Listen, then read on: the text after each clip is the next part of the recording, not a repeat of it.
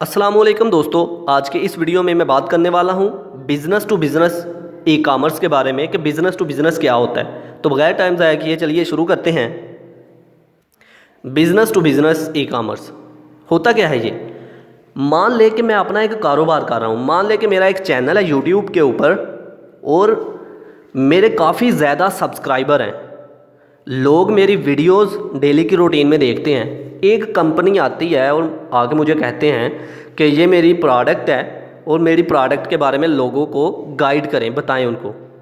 तो मैं तो खुद पहले से बिज़नेस कर रहा हूँ, लेकिन मैं साथ उनके बिज़नेस की भी ऐड जो है अपने बिज़नेस में दे रहा हूँ। समझो, मैं उनके बिज़नेस की ऐड भी लोगों तक पहुँचा रहा हूँ।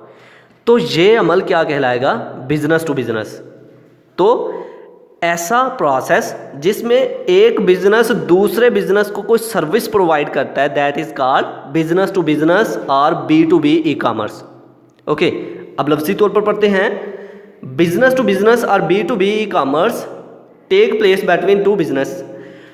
ये अमल दो बिजनेस के दरमियान होता है।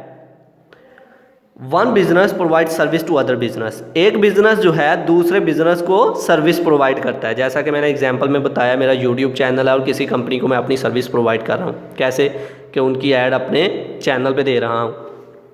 For example, many advertising companies advertise the product of other company.